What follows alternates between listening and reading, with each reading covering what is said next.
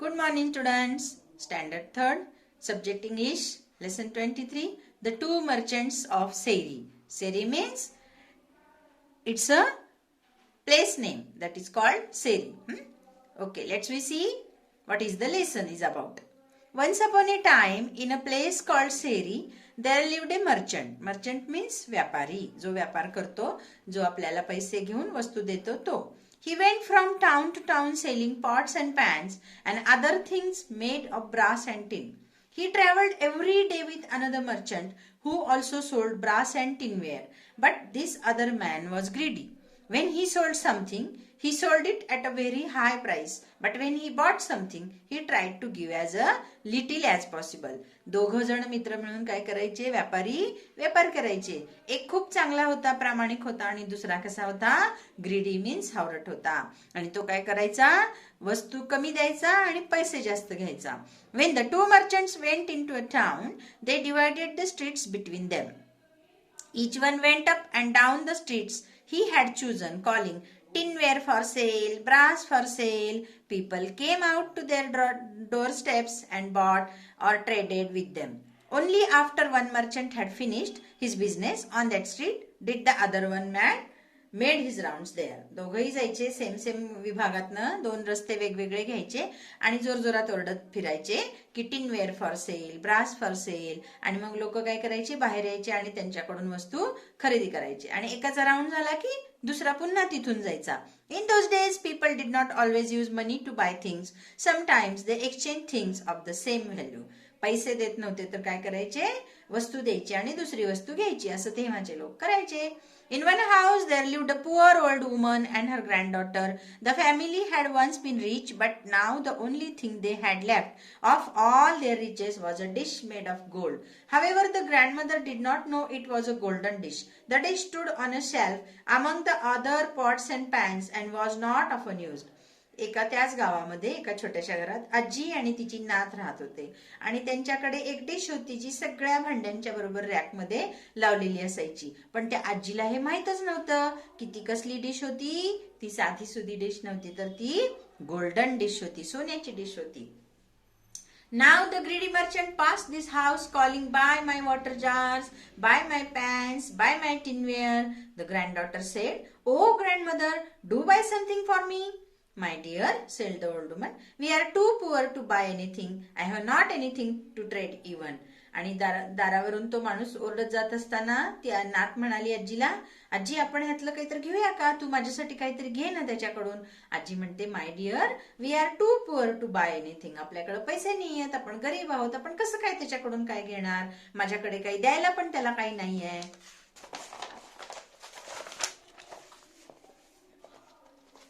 Grandmother, see, I have found this old dish among other pots and pans on the shelf. We don't ever use it. Can we trade this? Perhaps the merchant will take it and give us something nice for it. ती म्हणते, हे बघ आजी, ही जी plate आहे ती किती दिवसापासून आपल्या शेल्फ मध्ये अशीच पडलेली आहे आणि आपण वापरत पण नाहीये. मग ही देऊया का? आणि ही देऊन आपण काही वस्तू घेऊया का? The old woman called the merchant and showed him the dish, saying, will you take this, sir, and give the little girl here something for it? The greedy man took the dish and scratched its side with a needle. He came to know immediately that it was a golden dish, but he wanted to get it for nothing from the old woman. So he said, what is this worth? Not even a copper coin. त्या माणसाने, व्यापाऱ्याने ती plate घेतली, निडलनी scratch केली म्हणजे सुईने त्याला खरवडून scratch करून बघितलं. त्याने लगेच ओळखलं की ती सोन्याची डिश आहे, परंतु त्याला ती काहीही न देता तशीच फुकट हवी होती. त्यामुळे तो म्हणतो कसा बघा, व्हॉट इज दिस वर्थ? ह्याला तर काहीच किंमत नाहीये. Not even a copper coin. हे साधं नाणं पण नाहीये. He threw the dish on the ground. Throws past tense threw. Throw म्हणजे फेकणे, थ्रू म्हणजे फेकली. त्यांनी ती डिश काय केली? ग्राउंडवर फेकली and went away. The crafty merchant. Crafty means what? Greedy. The crafty merchant was planning to come back after some time and buy the dish for a few copper coins as if doing a great favour to the lady.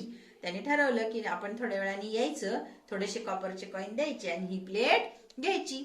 After a while, the honest merchant finished the rounds of his streets and entered the street where the old lady lived. He passed her house calling, "Buy my water jars, buy my tinware, buy my brass." आता दुसरा व्यापारी आला जो honest होता, प्रामाणिक होता. तो पण त्याच गल्लीतून ओरडत ओरडत जायला लागला. After a while, the little girl heard him. Here past tense heard. Here म्हणजे ऐकणे, heard म्हणजे ऐकले. The little girl heard him and begged her grandmother to see what this merchant would give for the dish. परत ती म्हणायला लागली, आजी चल ना ह्याच्याकडून काहीतरी घेऊया, ह्याच्याकडून काहीतरी घेऊया. My child. The merchant who was just there here threw the dish on the ground and went away. I have nothing else to offer in trade. ती म्हणते, अगं आपण दिलेली डिश तो फेकून गेलाय, आता आपल्याकडे काही नाहीये. But grandmother said the girl, this one looks pleasant. Ask him, perhaps he will give us something for it. Call him then and show it to him, said the old woman. ती म्हणते, बघू तरी प्रयत्न करून, तू बोलव त्याला, आपण बघूया तो काही देतो का. As soon as the merchant took the dish in his hands, he knew if it was a gold. Immediately he said, this is a golden dish. It is worth more than all my money and all my wares. I'll bring enough money tomorrow and then buy it from you. तो म्हणतो, अहो आजी, ही तरी golden dish आहे, सोन्याची dish आहे, ही तुम्ही मला अशीच कशी देताय, आणि माझ्याकडे तर इतके पैसे पण नाही आहेत किंवा कुठल्या वस्तू पण नाही आहेत तुम्हाला देण्यासाठी. सो मी काय करतो, उद्या पुन्हा येतो, थोडेसे पैसे घेऊन येतो, या डिशला देण्या इतकी किंमत असलेली, आणि तुमच्याकडून घेऊन जातो. The old woman was greatly surprised. She was impressed by the honesty and goodness of the merchant. Take this dish and give me the money tomorrow, she said. ती म्हणते, बापरे, हा किती चांगला आहे, प्रामाणिक आहे, खरं बोलला. म्हणून ती आजी काय म्हणते, ही माझी डिश घे आणि मला उद्या पैसे दे. The honest merchant kept all his wares and money with the old woman and took the dish. He left himself only enough money for the boat ride he had to take on his way back. तो किती चांगला होता बघा. त्याने आपल्याजवळ जे काही वस्तू होत्या, पैसे होते, ते सगळे आजींना दिले. ती डिश घेतली, फक्त स्वतःपुरते एवढे पैसे ठेवले की आपण बोटमध्ये बसून घरी जाऊ शकू. After some time the greedy merchant went back to the house where he had seen the golden dish and said, bring that dish to me and I will give you something for it. नंतर तो हावरट व्यापारी तो पण आला. तो म्हणायला लागला, द्या आजी ती डिश मला, मी आता तुम्हाला ह्याच्या बदल्यात काहीतरी देतो. No, said the grandmother, you said the dish was worthless, but another honest merchant has paid a great price for it, so I give it to him. मी आता तुला ती देऊ शकत नाही, कारण तू म्हटला होतास ह्याची काहीच किंमत नाही आणि तू टाकून गेला होतास. मग ही तीच गोल्डन डिश मी दुसऱ्या प्रामाणिक व्यापाऱ्याला दिली, आणि त्यांनी मला, you should not try to take advantage of the poor and needy people. तू काय केलंस, आमच्या गरिबीचा आणि आमच्या मजबुरीचा फायदा घेतला. त्यापेक्षा तो दुसरा व्यापारी किती चांगला होता, तो खरं बोलला आणि मला भरपूर प्राइस देऊन दिला. त्यामुळे मी आता तुला काही देऊ शकत नाही. What could the greedy merchant say? He paid the price for his dishonesty and grid.